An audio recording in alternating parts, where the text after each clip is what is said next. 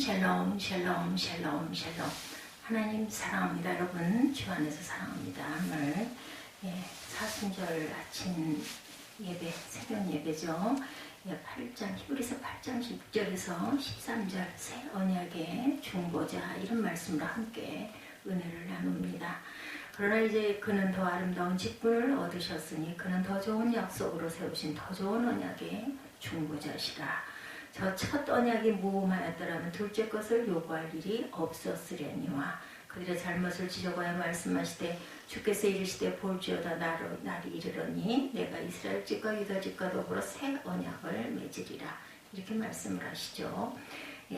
이스라엘 집과 유다 집에 새 언약을 맺겠다. 또 주께서 이르시기를 이 언약은 내가 그들의 열주의 손을 잡고 애굽 땅에서 인도하여 내던 날에 그들과 맺은 언약과 같지 아니하도다. 그들은 내 언약 안에 머물러 있지 아니하므로 내가 그들을 돌보지 아니하였노라.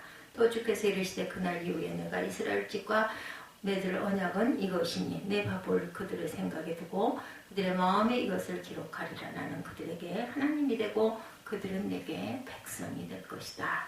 또 각각 자기 나라 사람과 각각 자기 형제를 가르쳐 이르기를 주를 알라 하지 아니할 것은 그들이 작은 자로부터 큰 자까지 다 나를 알미라. 내가 그들의 불의를 긍휼히 여기고 그들의 죄를 다시 기억하지 아니하리라 하셨느니라. 새 언약이라 말씀하셨으며 첫 것은 낡아지게 하신 것이니 낡아지고 쇠하는 것은 없어져 가는 것이다. 새없이 생겼다라는 것은 낡아지고 이제는 없어져 가는 것이다 라는 거죠. 낡은 것들은 없어져 가는 것이다. 수많은 약속 속에 우리는 살고 있습니다. 우리가 살아가면서 많은 계약을 하기도 하고 약속도 하고 살아가죠. 우리가 알게 모르게 수많은 약속과 사회적인 규범을 가지고 살고 있는 게 사실입니다. 자동차를 사고 집을 사고 팔 때도 계약을 하죠. 우리는 자기 이름을 쓰고 도장을 찍고 법적으로 책임을 지겠다라고 약속을 합니다. 성숙한 사람, 용기 있는 사람, 위대한 사람은 어떤 약속이든지 그것을 잘 지키는 사람. 영국 속담에 약속은 늦게 실행은 빠르게 이런 말이 있습니다. 약속이란 신중해 가게 해야지만 한번 약속했으면 반드시 실행해야 합니다. 옛 글 중에 공자의 제자 중에 증자라는 분이 계셨어요. 증자의 아내가 시장에 나가려고 하는데 아들이 뒤를 쫓아 울고 옵니다. 엄마 따라가겠다고 하는 거죠. 어머니는 아들에게 집에 있어라. 시장 갔다 오면 돼지를 잡아 맛있는 고기를 줄게 라고 달래서 아들을 떼어먹고 시장에 갔습니다. 증자의 아내가 시장에 다녀왔더니 남편 증자가 돼지를 잡으려고 하는 것이었어요. 깜짝 놀란 아내가 증자에게 아니 농담으로 한 얘기예요. 아이를 달래느라고 한 말인데 돼지를 잡으면 어떻게 해요? 하고 아주 난리를 치면서 소리를 지릅니다. 증자는 진지한 말로 아이에게 그런 농담을 해서는 아니대요. 부모에게서 여러 가지를 배우고 있는 아이들에게 거짓말을 하면 애들이 거짓말을 배우게 되는 게 아니겠소. 거짓말을 줄 알면 어머니는 당신도 믿지 않으려 것 아니오 라고 하고 아이와 약속한 대로 돼지를 잡아 구워 먹였다고 합니다. 이 시간에 대한 약속은 철저히 우리는 지켜나가야 되겠죠. 시간에 대한 약속 철저히 지켜야 합니다. 결혼식에 참석하거나 주례를 맡아보면 시작 시간이 되었는데 식장 안에 들어앉는 사람이 별로 없어요. 특징 중에 하나죠. 결혼식장. 왜냐하면 먼저 밥을 먹으러 가요. 그죠? 뭐 일찍 들어와 봐야 무슨 소용인가. 그리고 끝날 때쯤 해가지고 얼굴을 내밉니다. 사회를 맡은 사람이 들어오라고 아무리 마이크에서 얘기를 해도 밖에 서서 성거리고 사람들을 만나 인사하느라고 모두 다 바쁩니다. 만나는 시간이에요. 그날이. 그죠? 정각의 식을 시작하면 왜 그렇게 뒤에 서 있는 사람들이 많은지 들어와 자리에 앉으라고 여러 번 말해도 듣지를 않아요. 우리 한국인들은 시간을 잘 지키는 사람들이 되어 지금 많이 선진화되고 좋아졌습니다. 음악회에 참석해보면 시작 시간 전에 들어와는 사람들이 아주 적습니다. 시작을 알리면 종소리가 나면 그제야 들어오느라고 소란스럽기도 했었죠. 음악회가 시작됩니다. 자리가 많이 비어 있어요. 교통에 막히는 것은 이해할 수가 있는데 한두 곡이 끝나고 잠시 쉬는 틈을 이용해서 문을 열어주면 그때 수십 명의 사람들이 모여있다 들어옵니다. 한 번 문을 닫으면 다시는 들어오지 못하고 밖에서 영상으로 보게 하면은 어찌 됐을까 이런 생각을 해봅니다. 무슨 돈을 납부하라고 고지서를 받으면 돈 보내는 일은 기간을 어기지 말고 성실하게 납부해야지. 안 그러면 뭐가 붙어요? 연체료가 붙죠.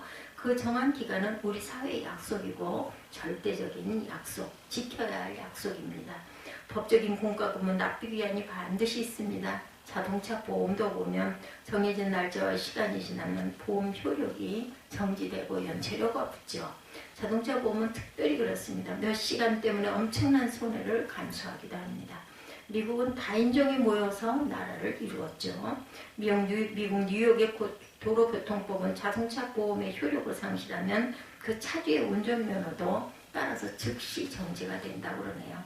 운전면허가 정지되는 이유는 체포되는 사건이 세계 어느 인종보다 많은 것이 한국인이다 이렇게 얘기합니다. 미국 법원의 형사사건의 피의자로 경찰에 체포되어 오는 한인들의 사건 중에 많은 비중을 차지하고 있는 사건이 무면허 운전, 운전면허 정지 그리고 무면허 운전들이라고 합니다.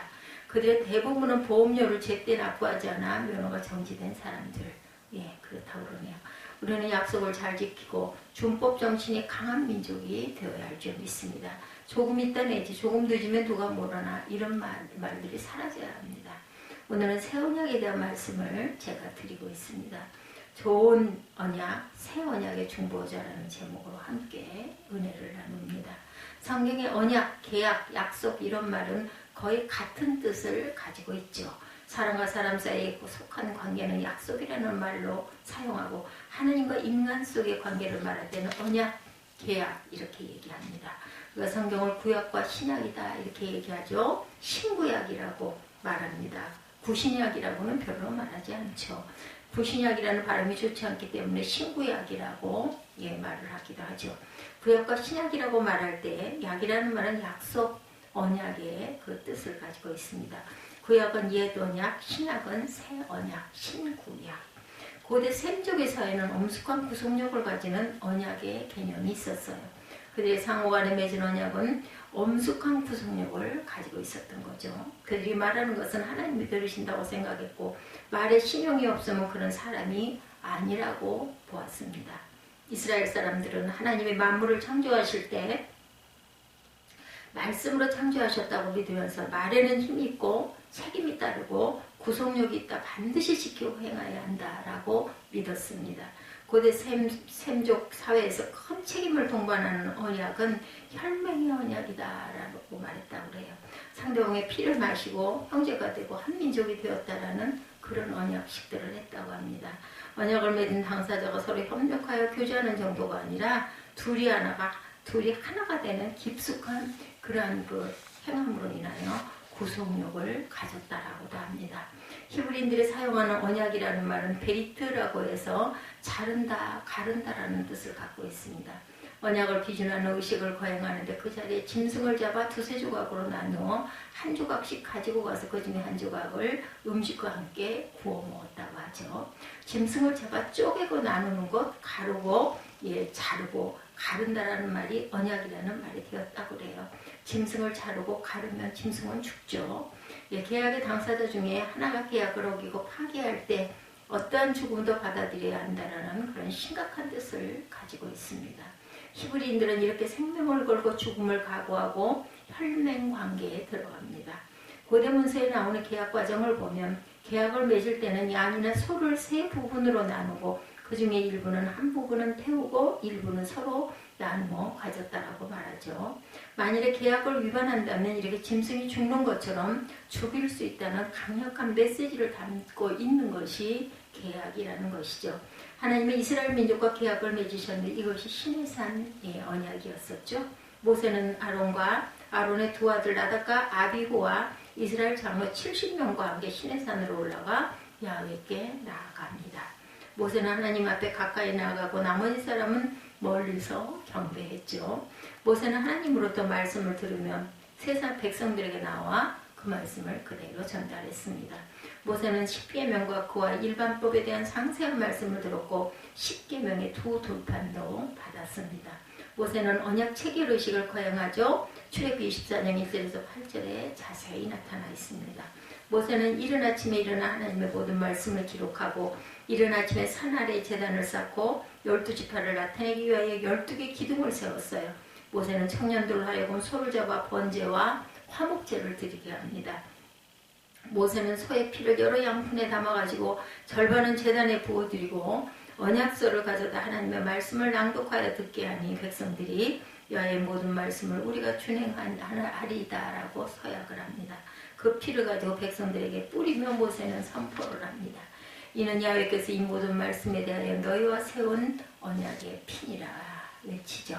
언약 체계시록을 마치면 모세는 아론과 나답과 아비후와 이스라엘 장로를 70인을 데리고 신의 산에 올라가 이스라엘 하나님을 보니 그의 발 아래는 청옥을 편듯한 하늘같이 청명하였다 이렇게 증거합니다. 하나님 이스라엘 자손들의 존귀한 자들에게 손을 대지 아니하셨고 그들은 하나님을 뵙고 먹고 마시죠.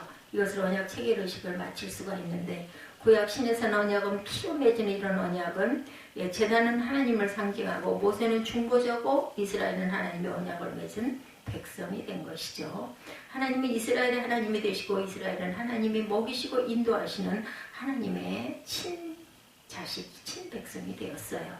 하나님이 이스라엘과 언약을 맺으면서 계약의 보증으로 율법 10계명을 주셨죠. 예, 10계명을 주신 하나님은 이스라엘의 애굽 땅 종되었던 집에서 인도하여 내신 하나님이시고 10계명의 제1계명 너는 나 외 다른 신을 내게 두지 말라. 출애굽기 20장 3절이죠.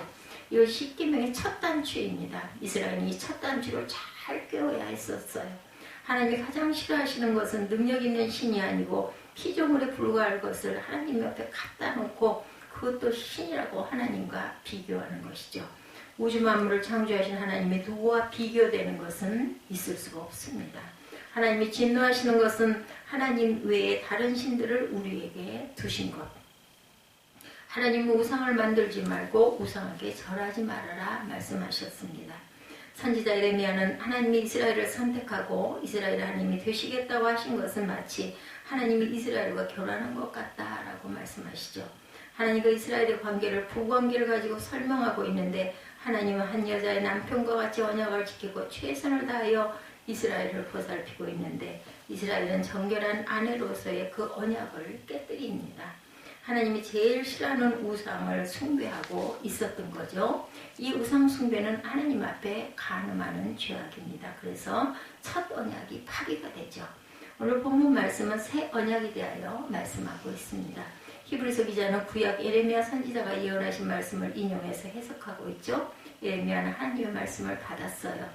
에레미야 31장 31절에 보면 야훼의 말씀이니라 보라 날이 이르리니 내가 이스라엘 집과 유다 집에 새 언약을 맺으리라.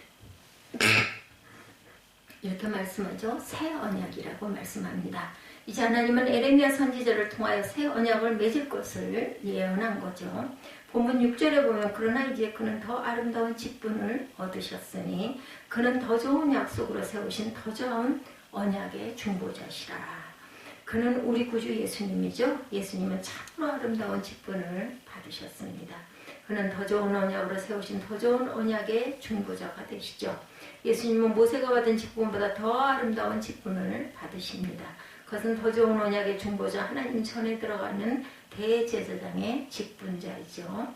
첫 언약이란 구약이고 신의 산 언약, 그 언약보다 새 언약은 더 좋은 언약, 첫 언약이 무마하더라면 둘째 번 언약을 주실 필요가 없었겠죠. 흠이 없었다면 새로운 언약이 필요할 수밖에 없다는 사실은 옛 언약이 불완전함을 시사해 줍니다.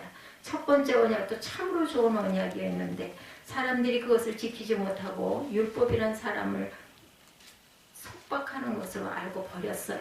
하나님 한 분만을 섬기는 것이 좋은 일인데 우상을 숭배하고 다른 신들을 사랑하였는데 마치 자기 남편을 버리고 다른 남자에게 사랑을 고백하며 따라가는 음료와 같았다라는 거죠. 신의 산에서 언약을 주시면서 율법을 지키고 언약 안에 머물러 있어야 한다고 하셨지만 이스라엘은 언약을 지키지 않았고 그 언약 안에 머물지 않았습니다. 그리고 우상 숭배에 빠져버리죠. 하나님의 마음을 떠나고 아프게 합니다. 그래서 오랜 세월 고심하신 하나님은 새로운 계약을 주십니다. 그것은 은혜의 계약, 옛날 언약과 비교할 수 없는 언약이죠. 히브리서 기자는 선지자 예레미야 예언의 말씀을 인용합니다. 주께서 이르시되 볼지어다 날이 이르리니 내가 이스라엘 집과 유다 집과 더불어 새 언약을 맺으리라. 이제 새롭게 체결하려는 새 언약은 옛 언약과 비교할 수 없는 은혜의 언약이다. 새 언약을 맺으리라는 말씀은 새 언약을 세우시겠다라는 말씀으로 모세의 율법을 폐하시겠다라는 뜻이 있습니다. 그리고 하나 더 맺으라는 말은 이룩하다, 성취한다는 뜻이 있어서 옛 언약을 완성한다, 완전케 한다는 뜻이 또한 있죠. 주님께서 예수님이 오신 것은 율법을 폐하려 온 것이 아니라고 말씀하죠.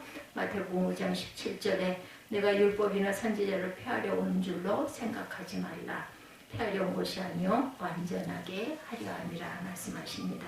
새 언약은 예수님의 보혈의 피를 세우는 언약이었죠. 우리에게 있어 새 언약은 정말로 하나님의 은혜입니다. 우리는 옛 언약을 가지고 구원받을 길이 없어서 옛 언약에 참여할 수가 없어요.